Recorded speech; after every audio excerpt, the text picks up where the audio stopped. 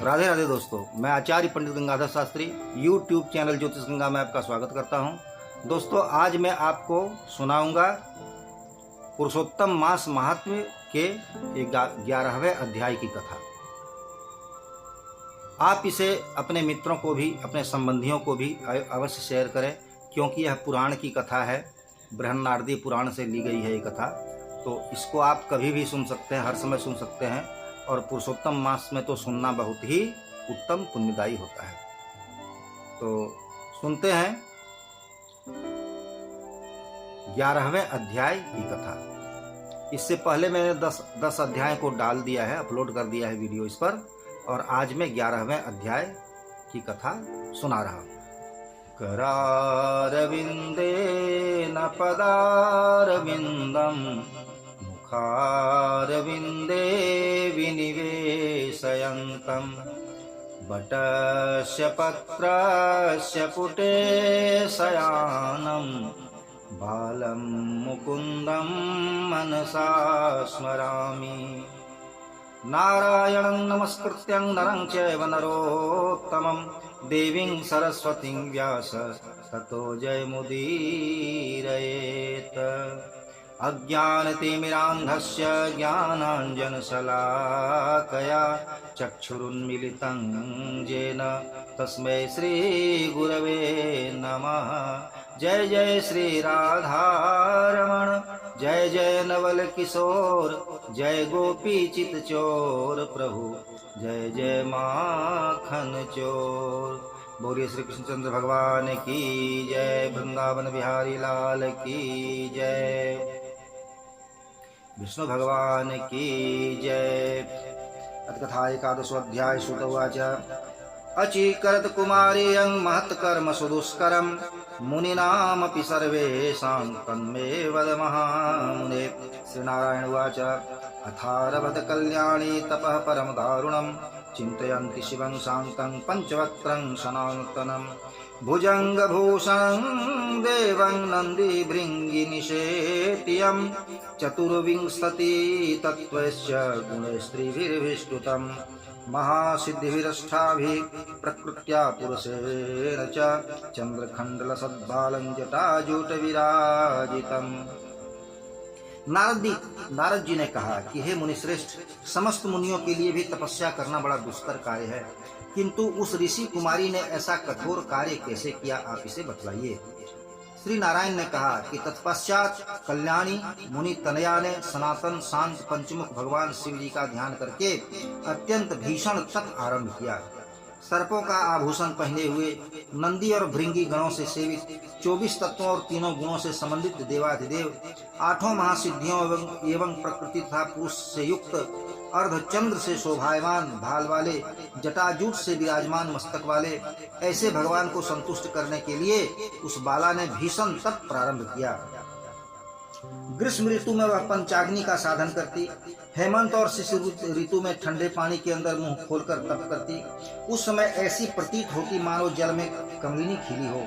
सिर के नीचे बिखरी हुई काली और नीली अलकों से ढकी हुई वह जल में ऐसी शोभा पाती मानो सेवार की लताएं फैली हुई हों।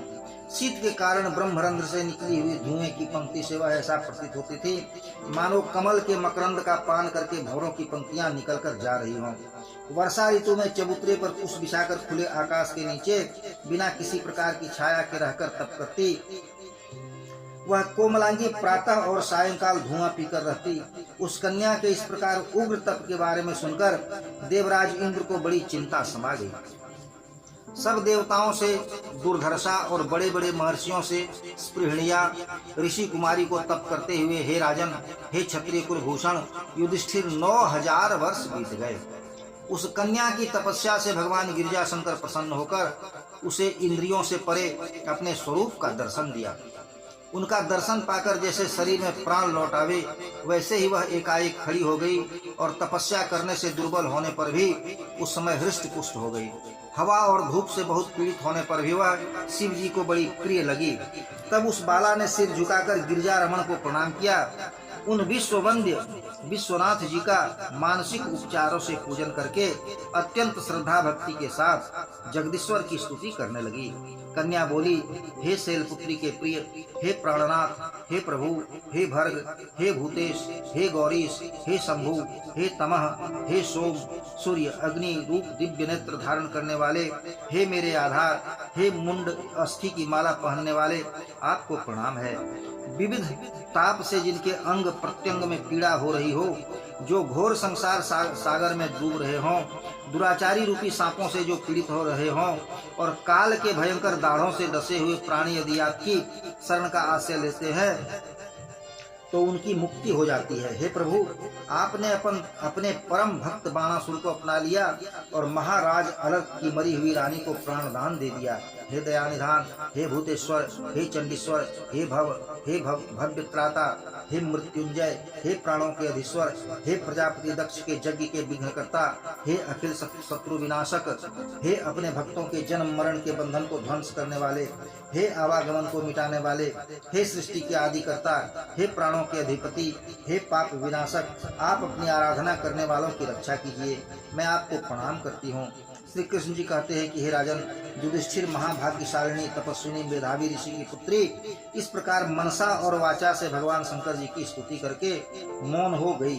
श्री कृष्ण जी बोले कि ऋषि कन्या के अत्यंत उग्र तप को देखकर और उसके द्वारा की हुई स्तुति को सुनकर भगवान सदाशिव का मुख कमल प्रसन्नता से खिल उठा और उन्होंने कन्या से कहा। शिव जी बोले, हे महाभाग्यशालिनी, हे तपस्विनी, अब तुम खेद मत करो, मैं तुम्हारे ऊपर बहुत प्रसन्न हूँ। तुम्हारा कल्याण हो, तुम्हारे मन में जो आकांक्षा हो वह वरदान मांग लो। यह सुनकर वह कुमारी आनंद के महासागर में निमग्न हो गई और हे राजन युधिष्ठिर अत्यंत प्रसन्न हुए भगवान सदाशिव से यह बात कहने लगी। ऋषि कन्या ने कहा कि हे दीनानाथ, हे दया सिंधु, यदि आप मेरे ऊपर प्रसन्न हैं तो यह वरदान यह औढ़रदानी मेरी कामना पूरी करने में रंच मात्र भी विलंब न करे। तो हे औढ़रदानी, मेरी कामना पूरी करने में रंच मात्र भी विलंब न करें। हे महादेव, पति दीजिए, पति दीजिए, मुझे पति दीजिए, मुझे पति की कामना है, पति दीजिए। 5 बार पति पति बोली भगवान शंकर से मांगी। इसके अतिरिक्त और कोई दूसरी बात अपने हृदय में मैंने नहीं सोची है। भगवान कपिलेश्वर ने यह कहकर वो ऋषि कन्या चुप हो गई। तब यह सुनकर महादेव जी मुनि कन्या से बोले। शिव जी ने कहा कि हे मुनि कन्या, तुमने जैसा अपने मुंह से कहा है वैसा ही होगा।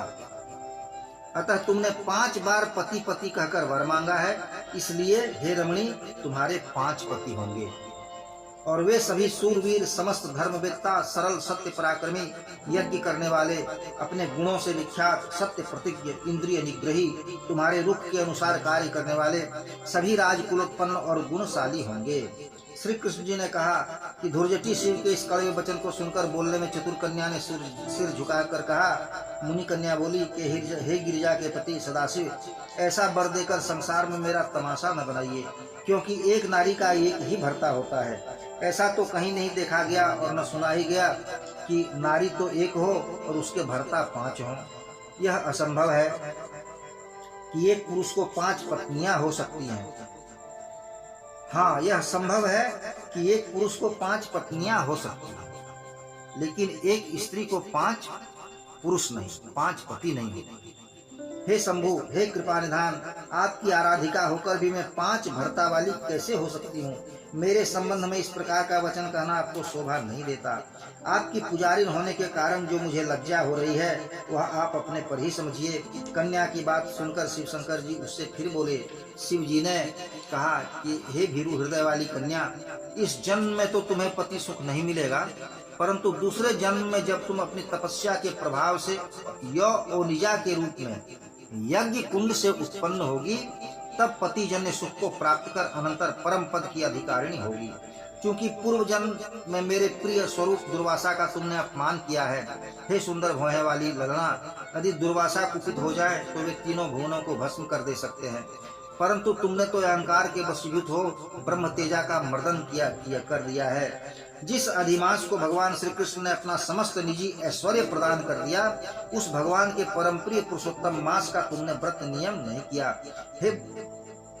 मैं ब्रह्मा से लेकर समस्त देवतागण और नारद से लेकर जितने तपस्वी लोग हैं, वे जिनके आदेश पालन करते हैं, हे मुनि कन्या, उनके आदेश का कौन उल्लंघन कर सकता है? अरे अबोध बाला, दुर्वासा की आज्ञा से तुमने उस विश्ववंद्य पुरुषोत्तम मास की आराधना नहीं की, अतः हे ब्राह्मण कुमारी, तुम्हारे 5 पति होंगे। हे बालिका, पुरुषोत्तम मास के व्रत पूजन आदि का खंडन करने के कारण अब यह टल नहीं सकता। जो इस पुरुषोत्तम मास की आलोचना करते हैं वे घोर रौरव नरक के अधिकारी होंगे। पुरुषोत्तम मास का अपमान करने वाले को विपरीत फल होता है, यह बात कभी भी अन्यथा नहीं हो सकती। पुरुषोत्तम मास की आराधना करने वाले पुत्र पौत्र और धन से संपन्न होते हैं। इस लोक और परलोक में सिद्धि को प्राप्त किए हैं, भविष्य में सिद्धि प्राप्त करेंगे और वर्तमान काल में भी सिद्धि प्राप्त कर रहे हैं। हम सभी देवता लोग भी पुरुषोत्तम मास की आराधना करने वाले हैं। जिस पुरुषोत्तम मास में व्रत पूजा नियम आदि का आचरण करने से पुरुषोत्तम भगवान शीघ्र प्रसन्न हो जाते हैं, उस आराधनीय मास की हे सुंदर कटी वाली हम लोग क्यों न आराधना करें? कहो तो अत्यंत उच्च महान पुरुषों की वाणी कैसे मिथ्या हो सकती है? असदवाद की विवेचना करने वाले मुनियों की वाणी अनुकरणीय है। इतना कहते कहते भगवान नीलकंठ हर शीघ्र ही अंतर्ध्यान हो गए और वह मुनि कन्या चकित हो इधर उधर देखने लगी, जैसे अपने झुंड से बिछुड़ी हिरनी चकित हो इधर उधर देखती रह जाती है।